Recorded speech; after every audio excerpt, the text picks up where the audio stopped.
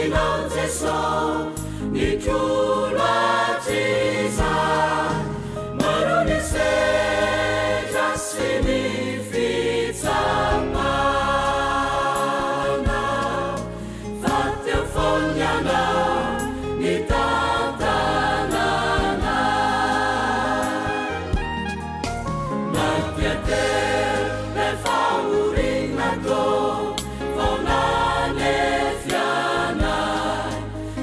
Pitraka ianao Jesô nanasitrana fanohitra mampijoro filona tena vontanao ity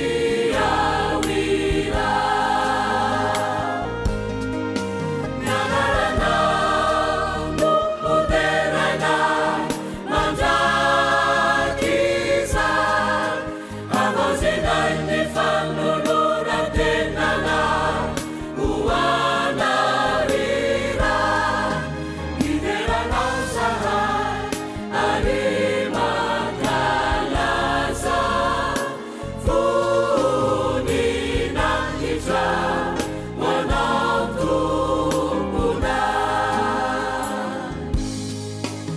Sekirendikisa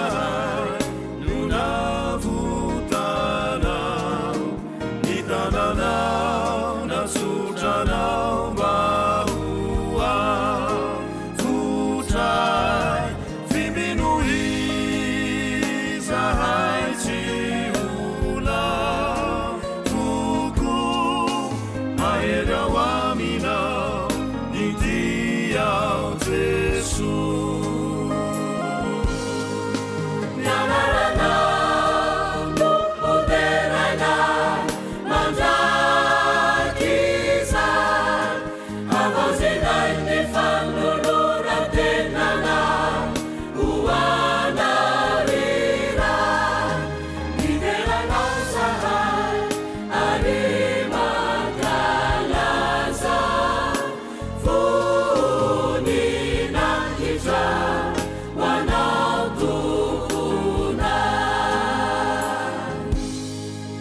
Fihinu